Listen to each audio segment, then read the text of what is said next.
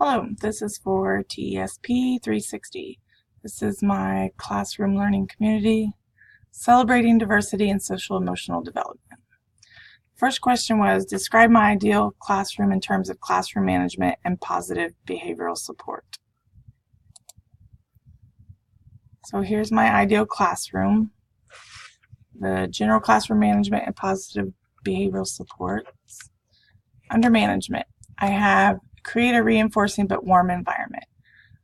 I want the students to know that there are rules and expectations that have to be followed in order to keep the classroom management going, but I also want the student-teacher relationship to be warm and for them to feel welcomed and like they matter. So with that, I would be grading each student every morning.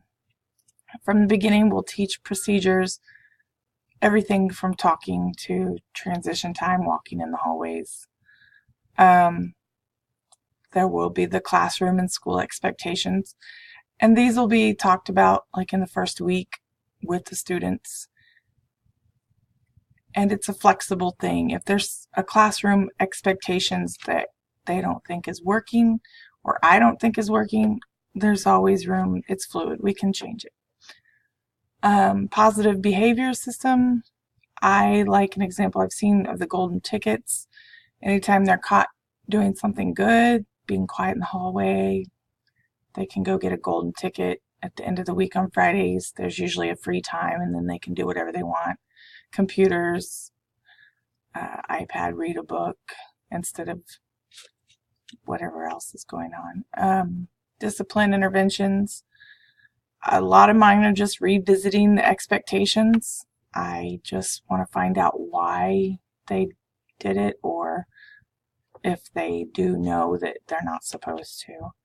Another big thing in my classroom management will be schedules. And when I say I'm flexible, I like to keep the schedule so the students know what's coming next, but also I understand that everything's not going to work out perfectly. Part of my classroom management will be the students keeping portfolios on what they do all year, and then their notebooks or their journals that they'll keep what's going on.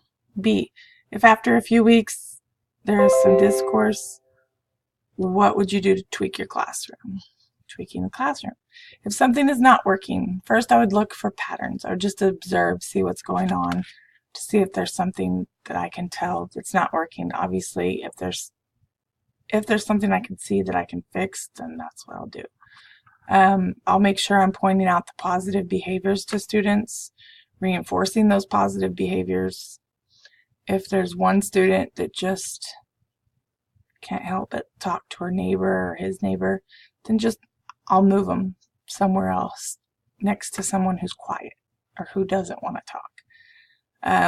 There's always arranging desks other ways. I kind of want them in pairs or small groups so they can have elbow partners to talk with and share with. I can introduce more activity into lessons, something to give them more movement, and then more busy work. If I have somebody who's constantly getting done earlier than everybody else, and they need to know they need to either read silently or work on something else. And then I can also create jobs to keep students busy. If I have papers that need handed out in mailboxes or jobs like that, just to keep students busy. Social difficulties. How would you as a teacher effectively address any social difficulties? I think one of my go-tos right now would be introducing books on social difficulties to the class to help them understand what their classmate or whatever the difficulty is may be going through. I just want to introduce them to the situation, and maybe they'll have a little,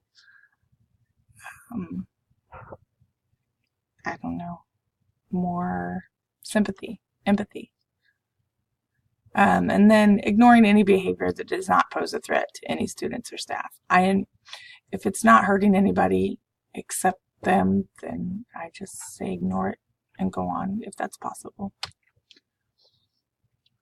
What have you observed in your internship classroom that is successful and what is ineffective? Successfully, I've seen desk placement for students that like to act up. There's one in front of that got put in front of the teacher in front of the class. It seems to have worked. I've seen a self-management plan. The student gives themselves points, and when they catch themselves disrupting the class, they take away points. And all you have to do is point at the thing, and they'll self-manage themselves. Obviously, that's an older grade. The ineffective ones I've seen where this teacher had a kindergarten student come sit next to them, and he was still disruptive. He made faces behind her back, and the class laughed. So that wasn't very effective. The positive behavioral supports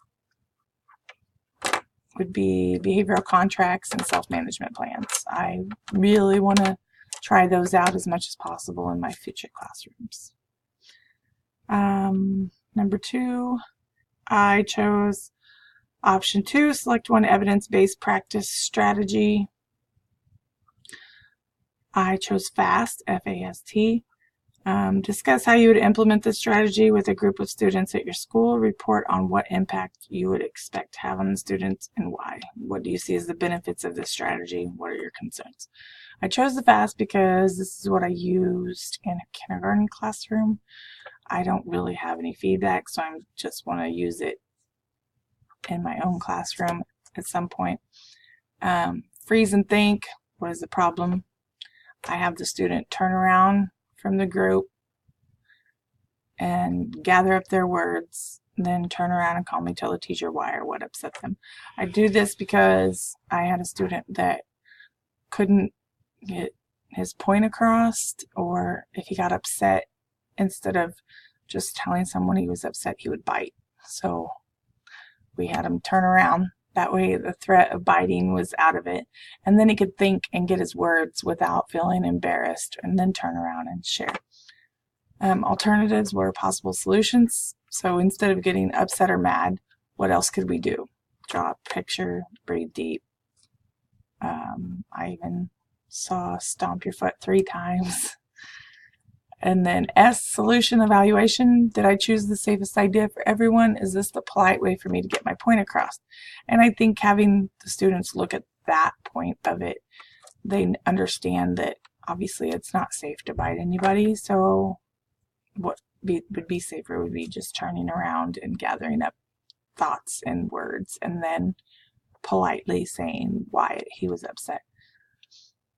And then trying it, and does it work? I think it works. I think it would work in a lot of situations. In this one situation, it worked very well. We had to remind him probably for almost 2 weeks that when he was upset, just turn around, breathe, gather up your words and your ideas, and then share. I think it would work for other ideas. And the benefits are obviously stopping them from doing anything that they're going to regret.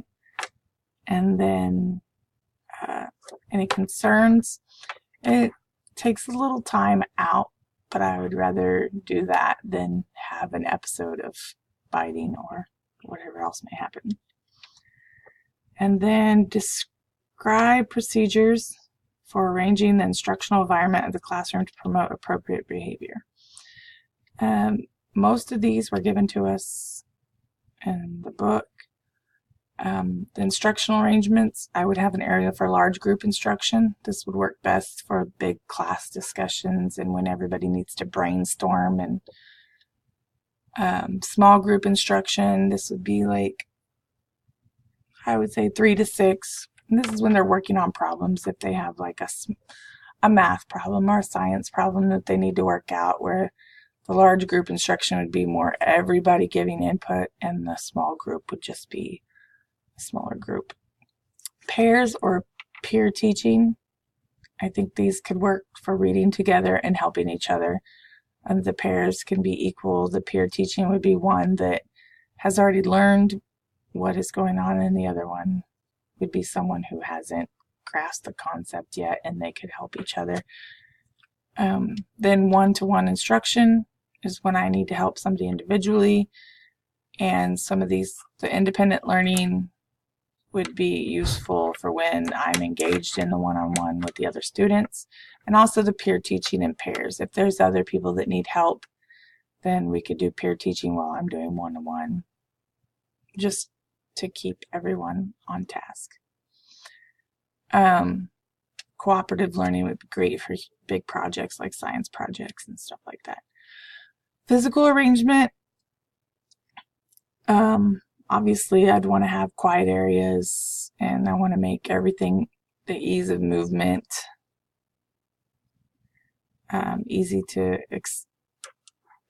ease of access to materials. I don't want anybody stepping on someone to go get paper or sharpen pencils.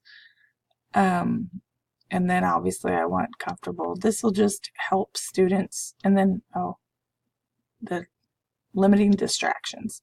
I think that's a big one. If you have a student that likes to stare out the window, obviously we don't want to put them next to the window, so we would put them somewhere else.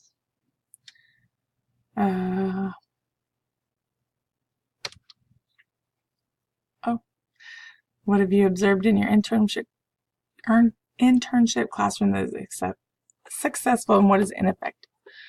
The best one I think I've seen in the internship classroom was one of my classrooms has windows on half of her room and not on the other half, and it just happens to be her windows go out to the playground.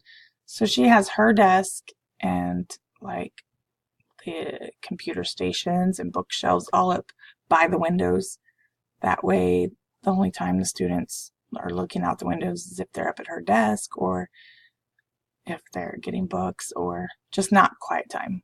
All their desks are over where there aren't windows. So I think that works really well. She used the physical environment of her room to her advantage. What is ineffective? I don't think I've really seen too many ineffective ones yet, but I'm sure I will eventually. And maybe a little bit of, I've seen not and very much organization in like one class, and it seems to be chaotic quite a bit when I'm in there. Other than that, I think that's it. Thank you for watching.